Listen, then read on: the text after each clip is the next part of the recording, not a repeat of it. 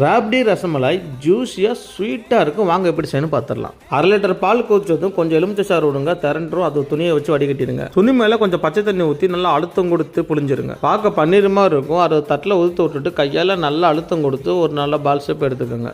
பந்து மாதிரி மெத்துன்னு இருக்கும். இப்போ குட்டி குட்டியாக உருண்டை செஞ்சுக்கோங்க. உள்ளங்கையில் அந்த உருண்டையை வச்சு நம்ம கட்டை வரல ஒரு அழுத்தம் கொடுத்துருங்க. பாத்திரத்தில் 1/4 லிட்டர் தண்ணி சேர்த்துக்கோங்க. ஒரு 4-5 ஸ்பூன் சர்க்கரை சேர்த்துக்கிட்டு 2 ஏலக்காவும் போட்டுருங்க. சர்க்கரை கரைஞ்சதுமே ஒவ்வொன்றா எடுத்து சேர்த்து ஒரு 5 நிமிஷம் நல்லா கொதிக்க விட்டு அடுப்பு ஆஃப் பண்ணிருங்க. ராபடி செய்யறதுக்கு 1/4 லிட்டர் பால் கொதிச்சதும் தட்டி வச்ச நட்ஸ் ஏதாவது சேர்த்துக்கோங்க.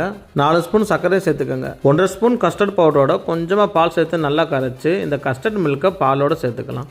இது 2 நிமிஷம் நல்லா கொதிச்சா போடும். கெட்டியா செம்ம ஸ்வீட்டா ராப்டி ரெடி. ராப்டி நல்லா ஆறுனதுமே அதை ஒரு பவுலுக்கு மாத்திரலாம். சுகர் சிரப்பில் கொதிக்க வச்ச ரசமெல்லாம் எடுத்து இப்போ ஒவ்வொன்றா ராப்டியில் சேர்த்துக்கலாம். ஃப்ரிட்ஜில் ஒரு 3 மணி நேரம் ஸ்டோர் பண்ணிட்டு சாப்பிட்டு பாருங்க. டேஸ்ட் வேற லெவல். வீடியோ ஷேர் பண்ணிட்டு நம்ம சேனலை சப்ஸ்கிரைப் பண்ணிருங்க.